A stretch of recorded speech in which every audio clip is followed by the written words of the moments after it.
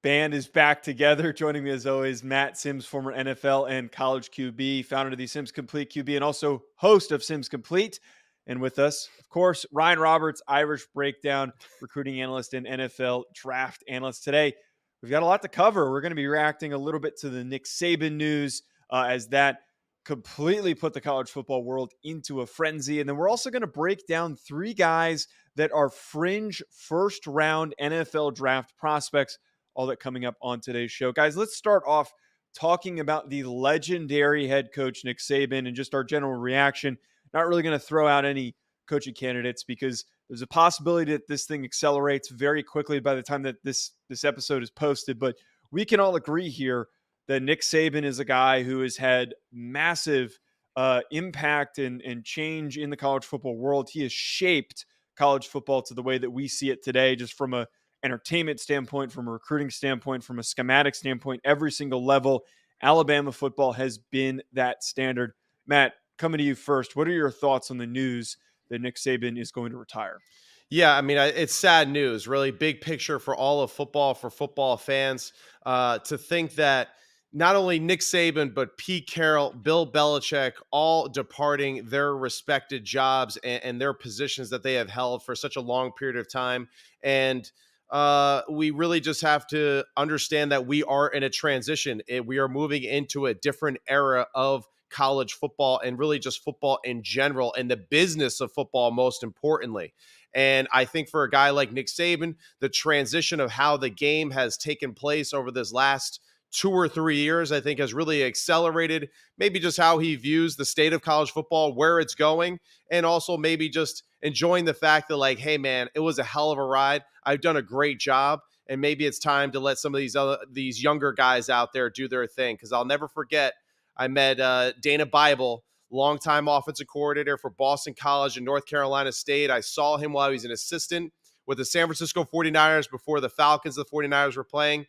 I said, hey, coach, you ever going to try to be an OC here in the NFL?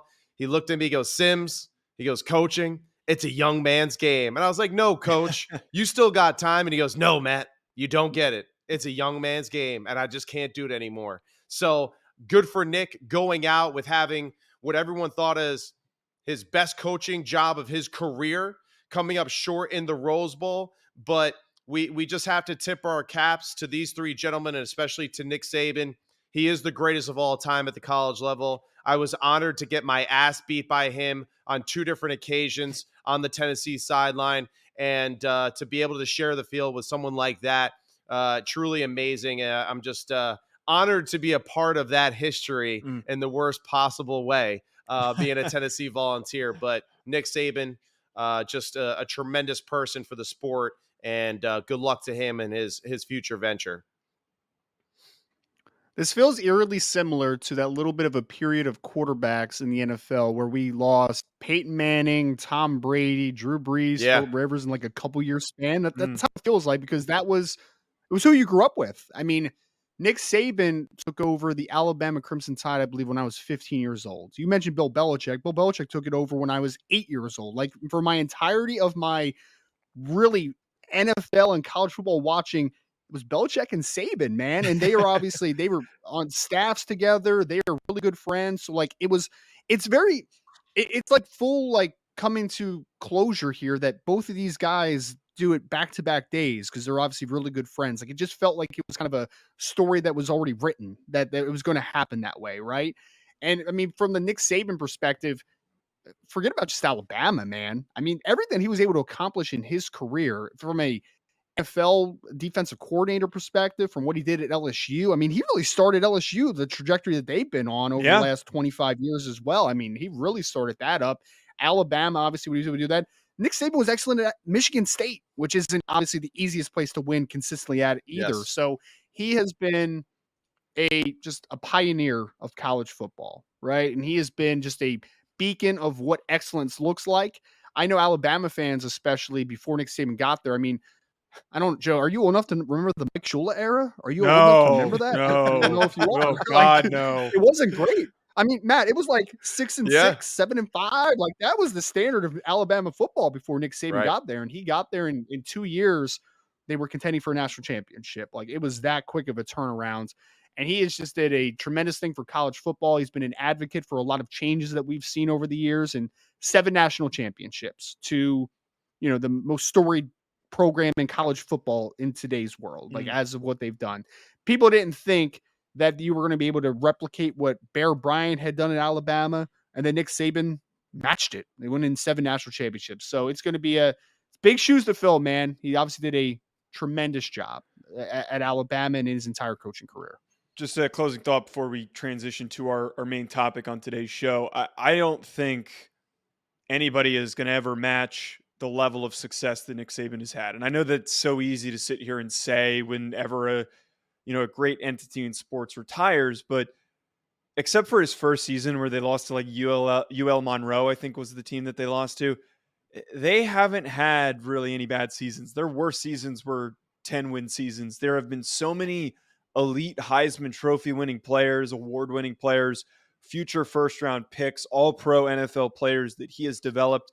The accomplishments and the way that he has checked boxes in every single category is just on a complete other level. And sure, maybe somebody does come within striking distance, but I think that he has set a new unrealistic standard that is going to be so hard for another coach to come within striking distance. So congratulations to Nick Saban on an amazing career. Guys, let's transition our focus. Just one moment. I'm sorry. I get excited about this topic, but just one thing to keep in mind for this, right? The ability for both of these gentlemen, Belichick and for Saban, the adaptability as a coach. Even you just saying Nick Saban, what he did. He's got 2 Heisman Trophy winners at running back. He had a quarterback. He had a receiver, so it's just like the ability to win multiple different ways and styles of football, credit to his genius as well. Yeah. The other aspect that kind of scares me too, and I'm a quarterback saying this, is that we're losing 2 of the greatest defensive coaches that we've seen at the head coaching position. Yeah. And the way that football has been going lately, everyone keeps complaining about NFL football. It's getting worse. Well, it's getting worse because college coaches aren't that good anymore at teaching the details and the specifics to certain things in certain positions. This is why Harbaugh and them won at Michigan, because they play NFL brand of college football. So big thing as far as the state of college football and where it goes with these 2 Titans now leaving that huge void. Yeah, we'll see what ends up happening. That's a really great point to close that out there, that like we're losing 2 massive defensive juggernauts in the game of football, and it's going to be hard to. Well, I mean, Belichick's not done yet. He's gonna find his next job. Right. We'll see. Yeah. I mean, I think he should retire in somewhat grace like Saban's doing, but that's not going to happen because Bill Belichick is stubborn. Maybe he's the next head coach of Alabama. He's also only like 15. He's also like only 15 wins away from Don Shula's NFL record. That might take him 15 years, though. Don't say that. Well, he got back Jones finally, so you never know, man. All right, guys, let's transition our focus here to the NFL draft, and maybe one of these guys could be the future of the New England Patriots. I think that we have an understanding of who the top 4 guys for the quarterback position are going to be in a differing level of orders for the quarterback position. Caleb Williams, Drake May, Jaden Daniels, and then Bo Nix feels like he's kind of found good footing somewhere in the first round. But now there's going to be, I believe, this massive debate on where does the next crop of guys fall in line. And then after we talk about these 3 guys, there is just a fall off of a cliff moment with the remaining group, because it's just a bunch of who are you talking about? But the 3 guys that I'm referring to, Michael Penix from Washington, I'm talking about JJ McCarthy from Michigan, and I'm talking about Cam Ward from Washington State. Michael Penix had such a volatile season here in 2023. Now, there was speculation on him dealing with an injury, him having the flu, yada, yada, yada. Some of his highlights were tremendous. Some of the highlights of what he was able to put on film was amazing. Some of the plays and the deep throws that he was able to have in connection with Rome Odunze and Jalen Polk and Jalen McMillan, he showed a rare capability to drive the ball down the field. But he also had some really bad games, especially in the national championship game. It felt like the general public was willing to crown Michael Penix as the first overall pick after the Texas game. And now here we are, and you don't hear from any of those people because he had a really rough game against Michigan. I don't think either side is who he is as a player, and we need to figure out where that middle ground is. Ryan, I want to come to you first on this one. Your thoughts on Michael Penix? Do you think he ends up being a first rounder? I mean, Joe, what was the main thing that I had talked about? Because I'm going to talk about the medicals in a second. But my main hangup with Michael Penix as a player, and it has been even before the national championship game, which it came in volumes, is the kid is at times a magician outside the numbers. Oh, yeah. Like throwing comebacks and outs and being able to work the against against like a too high system, working that honey hole and doing all those types of things down the sideline. Really good stuff, man. Like he throws with anticipation. He's got pretty good, accuracy in those terms outside the numbers. Middle of the field work though, man, it's not very good. I mean, his ball placement and his timing is just off to the middle of the field. And anytime you're going to make a jump to the NFL, man, when you are just kind of well below average in one area of the field, that hinders you so much, man. I mean, just so much on the next level. So the accuracy in the middle of the field, it's not there. I think his mechanics kind of go awry when he's kind of working a little bit, processing to the second, third read and progressions as well. But the biggest thing, and the reason why I think he ends up falling out of the first round and probably goes more in the early second round, is because of the medicals. It's going to be ugly, folks. I mean, we were just kind of skipping over this because we fell in love with his performance against Texas, which I get, man. He was really good against Texas. Yeah. There's no doubt. But my guy has had, I think, the previous 3 years before Washington, or previous 4 seasons, it might have been, it was at least 3. He had season-ending injuries. He wasn't able to finish a year. And multiple knee injuries to the same knee. He also has a shoulder injury in his past that cost him almost the entirety of the season. The medicals are going to be ugly, I think. Ultimately, that's what's going to hinder where he goes in this draft. It's going to make it or break Michael Penix. Is there a world where the medicals come back and he ends up sliding into the end of the first round?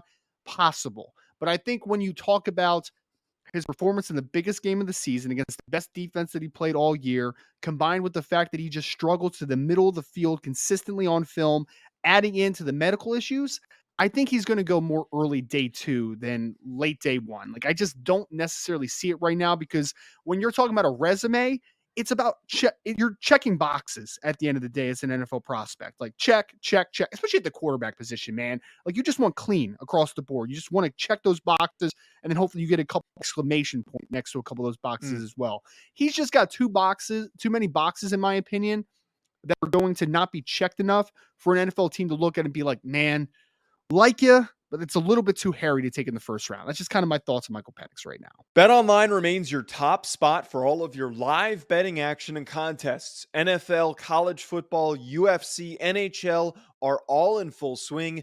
BetOnline is your number one source for wagering news, odds, trends, and predictions with both desktop and mobile access at any time. Head to BetOnline today and use promo code BELIEVE, that's BLEAV, for 50% off your first deposit. That is a 50% welcome bonus. BetOnline, where the game starts. Yeah, that's a fair assessment. I think that's going to be an assessment too that a lot of teams take when they look at this. But the one thing that I'll say is that Michael Penix coming out of this year's draft, I mean, he is probably, if not the best, right? He is 1A, 1B as the best thrower in this upcoming draft. His ability to throw from different platforms, as every other quarterback coach says in the world, to throw from off-balance positions, to maneuver in the pocket, the way that he made Texas defenders miss consistently within the pocket, reset, and then throw aggressive footballs over the middle in that game specifically against pressure is extremely just uncanny, and you don't see it that often, right? So he is a very Jekyll and Hyde prospect to me. You're going to have guys, me and Ryan are in the same room. Joe, you're our GM. I'm going to say, you know what? I don't care about the medicals. I am going to design an offense that makes this guy look like he is John Elway out there because he has that type of arm talent. And then Ryan's going to say, yeah, but can he stay healthy the whole year? That's a big concern. We don't have a great offensive line, coach. We need to do something here. So he is going to be a little bit of a boomer bust in that room. His throwing is absolutely phenomenal. It really is. His ability to move in the pocket is top-notch. It might be one of the best, if not the best in the country this year. The concerning to me is that occasionally he does rely almost like a Jordan Love of sitting on his back foot and he dips underneath his throws too much. And that's what you saw in the Michigan game, right? He got caught underneath his throws, and that's where the throws, they kind of drifted a little bit higher than their target. Whereas considered to like a CJ Stroud type who seems to get through his throw like a great power puncher in a boxing match does consistently, and that's why the football stays level over the middle more. This, to me, is something that Michael Penix can correct. This, to me, is something that he can improve on at the next level. If Tua Tagovailoa can become a better NFL football player, Michael Penix can do that exact same thing too as well. Given the right circumstances, the right atmosphere, the right coaching as well. The other thing that I just want to highlight too with Michael Penix is the injuries are absolutely scary. They really are. But I'm not going to take away what this guy did the past 2 years because he played against a team that is arguably one of the best defenses I've ever seen in person in my life. That's a good point. I'm really not. When I looked at that game, because I was there in person and I was thankful to be there in person, I saw an NFL team versus a college team that really probably shouldn't have been in that game, in the real aspect of it. They were not the same caliber of football team as Michigan. That secondary is legit. The linebackers, I correlated them with Patrick Queen and Roquan Smith. That's how good Michael Barrett and Junior Colson look on the field when they play. The depth of the defensive line. So I'm not going to punish him for bringing his team to a level that they probably weren't even going to be on if he wasn't on the team in the first place. Realistically, Washington is like an 8-4 football team without Michael Penix on their roster. Could be. I think Junior Colson just entered the draft, by the way. Just entered early into the NFL draft. He's a bad dude, man. He's a bad dude. I loved him.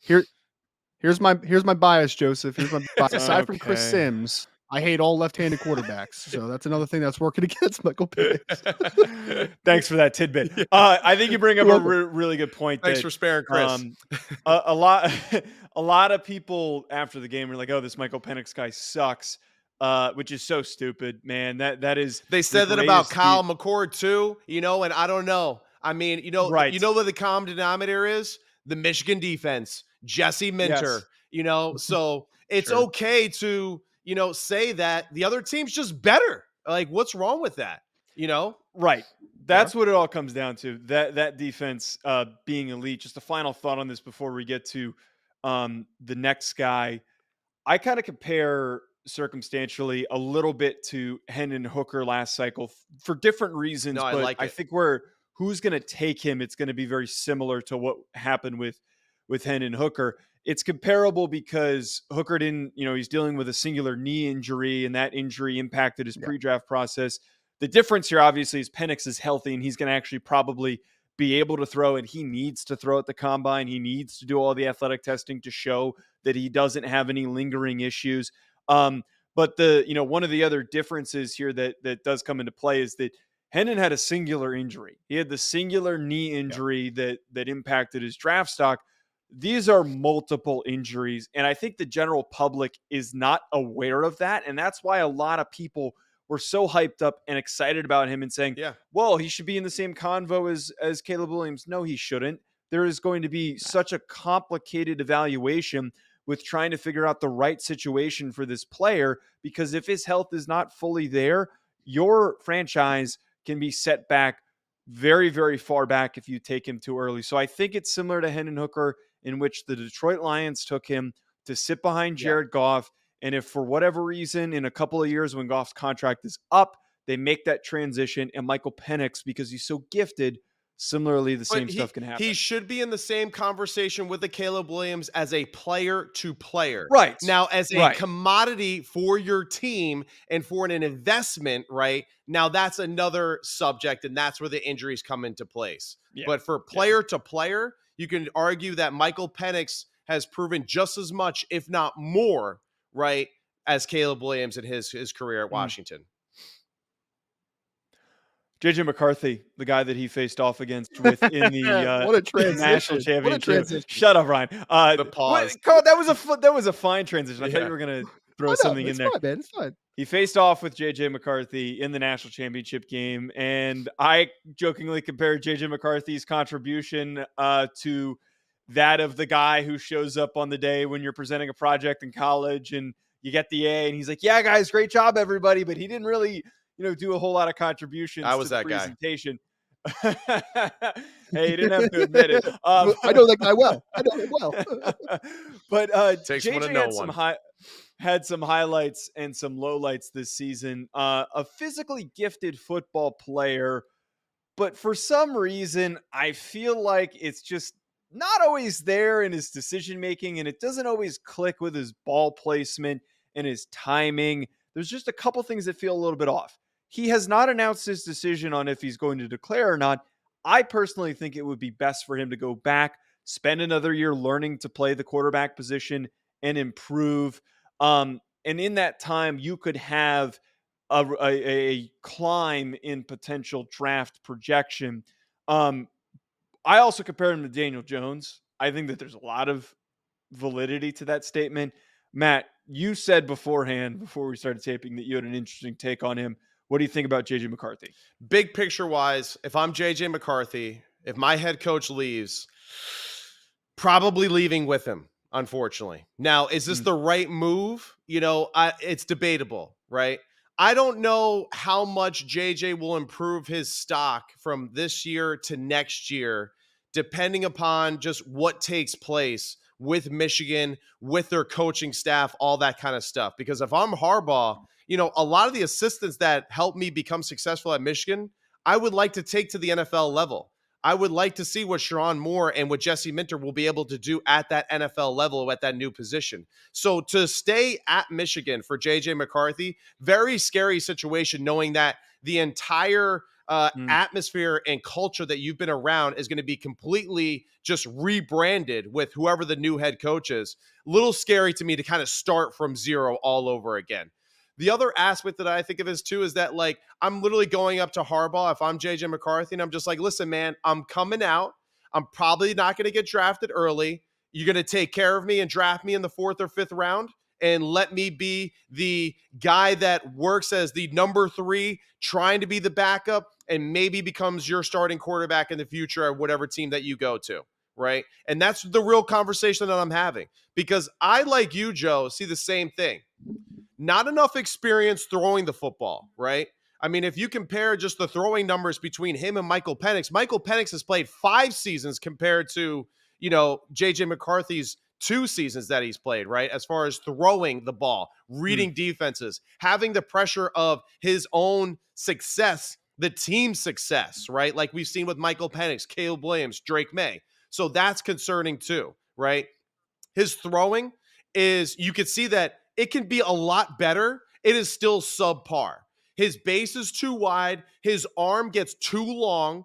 It breaks that, 90-degree arm angle too often. And this is why we see balls either go extremely high or extremely low on easy completions for him consistently. But he's a good athlete. He moves in the pocket well. And I think that he can become a better thrower if he just learns to kind of understand more about the mechanics and kind of copy what other great throwers are doing instead of trying to rip it as hard as he can every throw. So I think JJ's interesting. He is definitely not a first-round pick. I would say that he is easily more so a 4th to 5th and on type of draft pick that has a lot of upside for your program in years to come.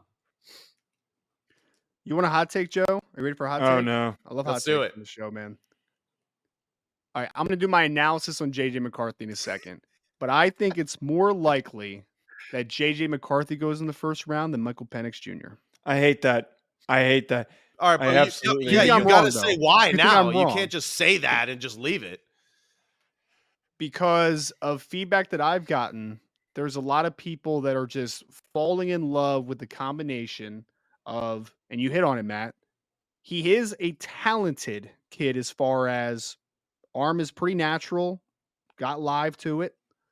He's also a very good athlete. He moves well in the pocket, he's springy as an athlete. They say the super cliche stuff as well. He's a winner, right? Like, just he only lost 1 game in his career. He's a winner in 2 seasons. Championship quarterback. I know. But the cliches are alive there. Let's be honest with ourselves. They're alive. You look the prototype. You won a bunch in college. You had improving production from year 1 to year 2.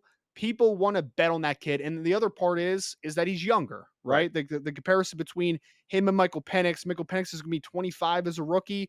He's going to be 21 in JJ McCarthy throughout most of his years. So you can sell yourself into he has more upside because he just hasn't played as much as Michael Penix. He can maybe get to a higher level, potentially, yada, yada, yada. I think it's a flawed mentality. Yeah. But I think ultimately that might end up pushing him a little bit higher than where anybody should be taking him. Because I think we agree in the fact that, I know we agree, this is the kid that you want in the late day 2 range, early day 3 range as a developmental quarterback that isn't there yet, or he goes back to school and he tries to mature himself in a season, right? That's more, you're trying to bet on the tools with that type of kid. But day one, if you're going to draft him, and I think this might end up happening, he might end up getting drafted much higher than he should. And he's going to get pressed into an early situation that is just not going to be advantageous for his long-term NFL career. Totally agree. That's kind of how I see it. Totally agree. I compare him a little bit to, and like foundationally from a skill set perspective, I think it's a little bit of a comparison, but he reminds me a lot of Zach Wilson.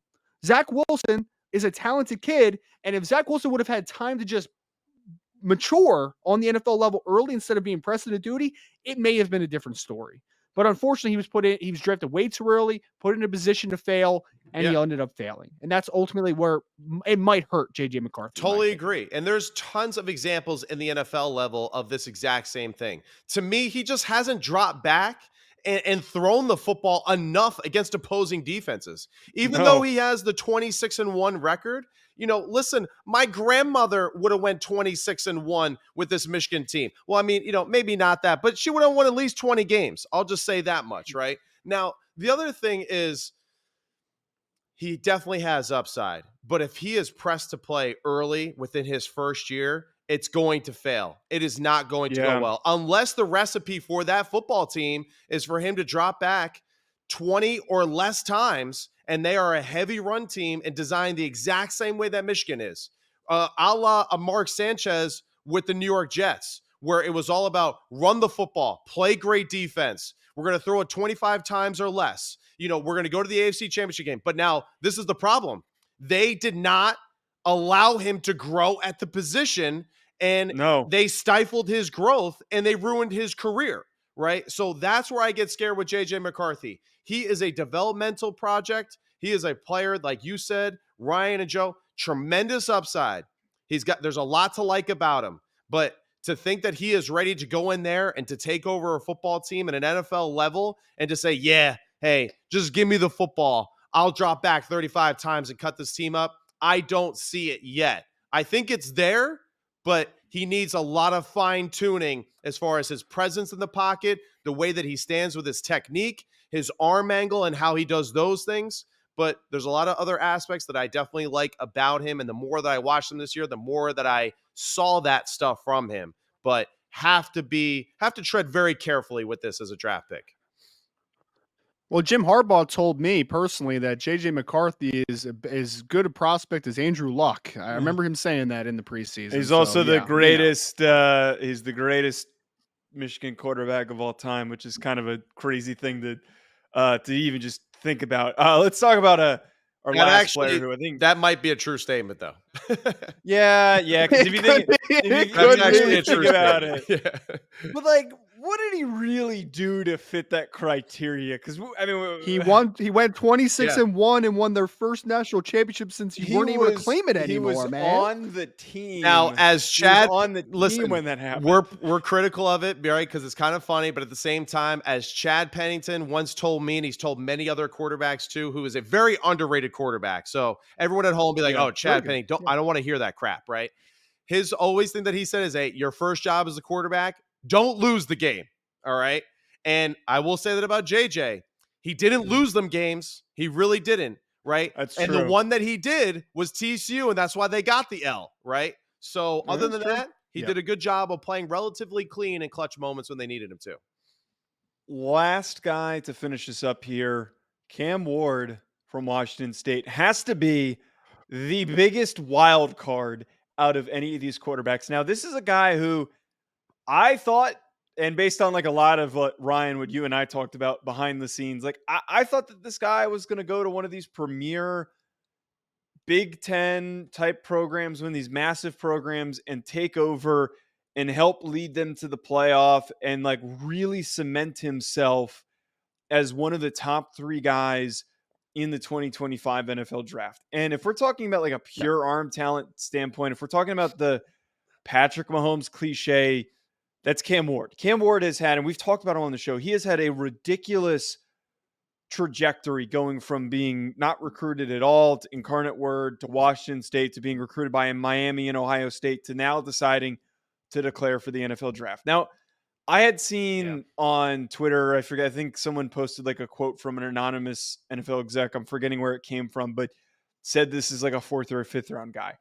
I compare Cam Ward to Jordan Love when he came out. I really think that just from like a pure arm talent standpoint, from a pure rawness standpoint, Jordan Love comes out. No one really talks about him or truly knows who he is from a national perspective. His name starts to build momentum. He goes in the very end of the first round. He ends up becoming the future of the Green Bay Packers. He doesn't start for 3 years. I look at Cam Ward as a guy, a team that is picking at the end of the first round that could trade back in or stay where they are and draft Cam Ward, let him sit for a few seasons, and he ends up being the future of the franchise. I don't know off the top of my head who that necessarily is, but his tools are all there, but he cannot jump onto the field just yet because of, again, that rawness and the level of development that needs to come into play here. Man, there's a lot to unpack with Cameron Ward. Is there ever? There we go. Joe, I understand your mindset there. I understand why your mind goes there. The Green Bay Packers are just that odd team, man, that is always has the ability to be patient with quarterbacks. I mean, they traded a 1st round pick for Brett Favre back in the day when they had Don Majkowski at quarterback because they were going to be patient with him. They were patient with Aaron Rodgers. They were patient with Jordan Love. Not every team operates like that, though. Like, it's a rarity for a team to have that much a level of patience, especially with a 1st round draft pick. Now, that being said, I love Cameron Ward, the talent. I think that there are a lot of tools that I personally, and maybe Matt could speak to this as well as a quarterback coach, I would love to work with him in the sense of he's got a good frame, pretty physically dense put together. He's got a really strong arm, easy velocity, can change arm angles and trajectories. It's really cool stuff. He's also a pretty gifted player outside of structure. Like, he can make some magic happen when things break down a little bit at times, which I think is really cool and really fun. It's awesome. But I think that there were still some issues from a progression perspective. I still think there were some issues from a mechanical perspective. And I could fix those things, right? As a quarterback coach, I can make those things better. I can't teach, though, the arm strength he has, the talent that he has just physically. Mm-hmm. The thing that really gives me pause, though, with him is if you followed his whole saga of recruitment and then eventually going to the NFL, there's just some things behind the scenes there that would make me very uneasy as a program. Very uneasy. I mean, basically, and let's call it what it is. It's been out there. It's not a secret at this point anymore. He was manipulating teams, and this is totally fine. He's allowed to do this, to give him more upfront money because he had the NFL in his back pocket, and he knew that he was a draftable player, obviously. So he eventually opts not for Ohio State, not for Florida State, not for Miami. He opts to enter the draft because of a money thing. It's basically what it is at the end of the day. That shows lack of maturity to me. Because I had an NFL scout text me, Joe. I don't even know if I ever told you this. He texted me and said, if that kid goes to Ohio State, he's going to be a 1st round pick next year. Straight up. If that kid goes to Ohio State, he's going to be a 1st round pick next year. And he chose the money instead of maybe taking that trajectory. Again, his prerogative, his decision. He's allowed to do whatever the heck he wants. But I am very weary of Cameron Ward. I am. Again, the talents, love it. The support system and stuff behind the scenes, that makes me personally uneasy. But I would love to work him as a quarterback coach. I just think there's maybe a little bit of baggage that also comes with Cam Ward, unfortunately. That's fair. Yeah, I mean, these are things that all the NFL teams are going to obviously look into, right? And be very, tough on when they go into that evaluation process, because, I mean, we have to really understand that NFL franchises, they can't be as flexible as college, cultures as far as their quarterbacks and, taking chances that way too. I think too many teams have been burned that way in the evaluation process, not even at the quarterback position, but they're ultra protective of that position in itself. Now, to Cam Ward specifically, his throwing ability is legit. His arm flexibility and his ability to throw from awkward positions consistently is legit. The other thing is, you're right, Ryan. His ability to create and just be a wizard in the backfield is awesome. It really is. My one concern is, it's I don't see a lot of throws from within the pocket, with power, with people around him, and that's concerning to me. When we look at the past draft that we've had, there's a reason why a lot of people liked Will Levis. Tight pocket, not a great offense, threw powerfully still anyway. CJ Stroud, in the pocket, great decision maker, got through reads, threw the ball powerfully down the field. We saw that. The guys that I feel like make their name off of all the extended plays in the backfield and all that kind of stuff tend to have a harder time transitioning to the NFL, because one, the defensive lines are more talented. The hashes are tighter. It's easier for them to hawk you down. The coaching is better. So you can't just rely on I'm just going to wing it today type of vibe, right? And that's kind of what you get sometimes too from Washington State and Cam Ward and what they were doing. He has tremendous upside off the stuff field. I can't speak on those things. I know that as the player, he would definitely be very intriguing to me as the quarterback coach. But I also want to just let you guys know too, to kind of look behind the curtain here. The whole work on his fundamentals thing and all that kind of stuff. All these QB coaches and offensive coordinators, they don't know that stuff. They don't give a damn about that stuff. They just want to know, can you make the right read? Can you lead the team in and out of the huddle? Can you actually play on pace for what we're trying to do as an offense with the tempo that we want? The technique and fundamental stuff really relies on him. You could tell no one told Jordan Love to change his motion to Aaron Rodgers. He learned how to throw like Aaron Rodgers because he watched him every day and was just like, I'm going to copy this today. I'm going to focus on doing this. I'm going to copy and paste that. How did Aaron Rodgers learn those things? Aaron Rodgers was like this his first year, right? How did he learn how to throw? Looking at Brett Favre every day in practice, copying, pasting what he did technically, So how you learn and improve as a thrower is really up to the individual himself. All the X's and O's and the leadership stuff, that's where the coaches are able to help you with that and creating an environment to help you be successful in that way.